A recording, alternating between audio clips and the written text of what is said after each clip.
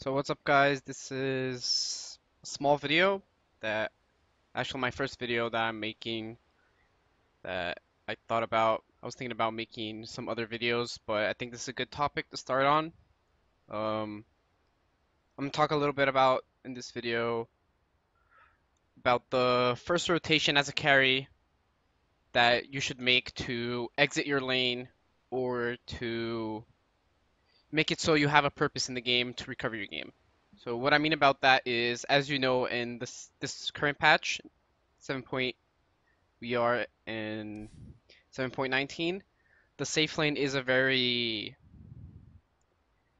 let's say, it's a lane where you will not win your lane, and your sole purpose is to not feed and to get as much as you can out of the lane. So in this game, I'm playing Clinks. I have a Phoenix in my lane. I'm playing versus a Shadow Demon's Core and a Pudge. So the dynamic of this lane is if I get hooked, I'm pretty much dead. So you're gonna see how I'm gonna show you how the lane's gonna go, just so you guys have an idea of what I'm talking about. That this patch is really rough for the safe lane. So I'll pull up the CS. Whoops. So here we just trade a little bit of harass and play it really fast. This is not what I want to talk about. So I get hooked and die once. I'm not CSing that well, as you can see. So continue in the lane. He misses a hook. I get hooked again. I'm dead. Second death. I TP back to lane because I still want to lane in this lane. I don't want to abandon it. Not yet. Even though I'm not farming well, there is no other place for me to go at this time. So I die for a third time. So this is my third death. As you can see, the lane is very rough, and you could argue I'm playing bad, but it's usually how these lanes go in the current patch, the safe lane. So I continue to lane a little bit.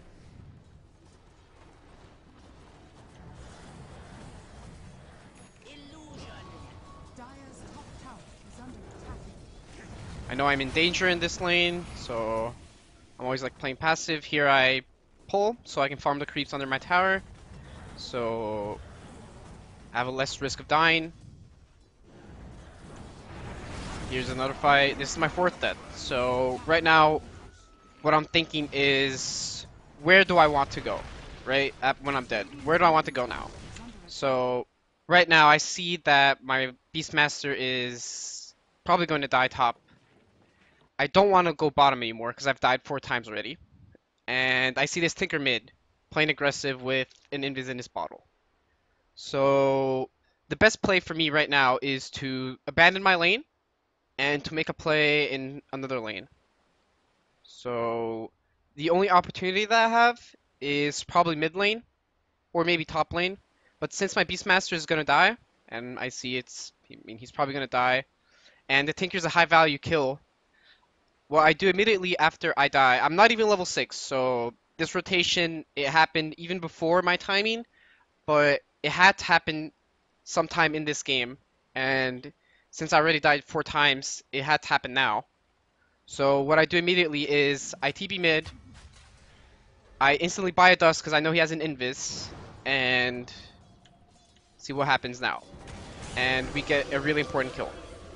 So this kill is a very good rotation because I have left my lane, and meanwhile I have left my lane, I am still having impact in the game. So that kill gives me a level 6, and right after, what I do is I rotate top because I do not want to lane bottom anymore. So rotating top, I will most likely get another kill. That's exactly what happens. They react, we kill them all, and we get this tower. So this was a really good rotation by me. And as a carry, you should be trying to make these rotations when you want to leave your lane. Okay? So after that, if you check the net worth, I am basically back in the game. I have an area to farm now, I have my soul ring so I can sustain mana, and I took a tower. So I'm pretty much back in the game. Meanwhile, my off lane and my mid are snowballing, and the game's very good for us right now. So I'm going to open another replay and show the same thing that happened this game. It's basically the same concept. You want to leave your lane and you want to make something happen. You don't want to hit jungle creeps because basically that's saying to your team that your team is playing 4v5 and the other team will pressure if you are not doing anything on the map.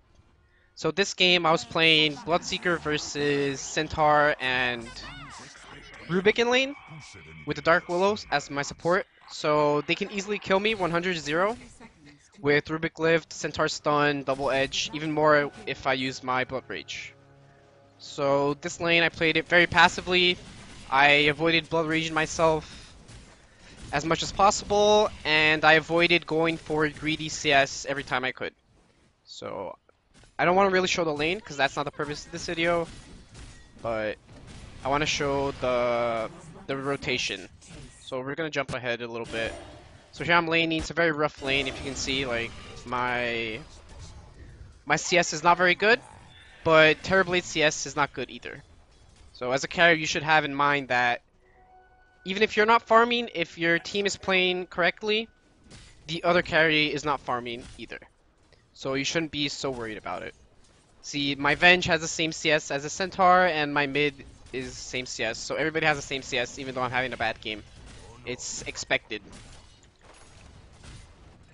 So what happened now is Rubik died in the river, and I know they really want to kill me top. So I'm waiting to see where the Rubik's going to go, because if the Rubik does not come back top, I do not have to be afraid of laning. So I see the Rubik on the ward on the minimap. I see he TP'd. So right now I know they can 100-0 me pretty easily. So what am I waiting for? What am I doing right now? Since I cannot farm, I am literally leeching XP until I can get level 6 and I can make a play happen somewhere on the map.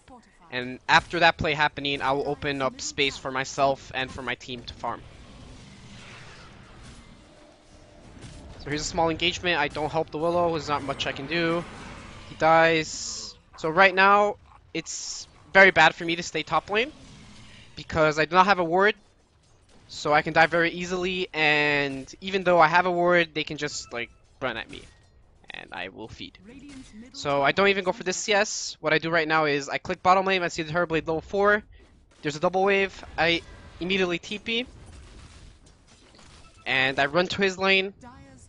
I know this is a very easy kill because my Venge is very high leveled, and I kill it terribly. Pretty much. It's almost the same thing that has happened in the Clinks game. It's the same concept. You want to leave your lane, but at the same time you want to leave your lane, you want to make space for yourself to lane in the other lane that you're going to. So right now what happens is Terrorblade will TP top because he does not want to be bottom because we are all bottom, and I will get a free tower off of it. So the same thing happened, but this rotation is very crucial if you want to have a successful carry game. You will not farm very fast in the beginning. You'll probably have a really bad early game, but if you're really good at this rotation, your game will be a lot better. So if you check the net worth, I am pretty much back in the game. I'm even higher in net worth than my Ember Spirit. It was just something I was thinking about. I thought I did this pretty well this game, and usually very good carry players, they rotate pretty well this first rotation, and this first rotation pretty much makes the game so much easier for me and for my team because I'm not playing catch up anymore and I can be impactful in the game, and I have a place to farm, and it makes the map dynamic so much easier for everybody. So that's pretty much it. If you guys liked the video, give me some feedback. I know it's kind of like bad quality, but it's the first one I'm doing. I was just thinking about it. Maybe I'll do some more. I intend to do some other small videos talking about the small rotation in Dota. Thanks for watching.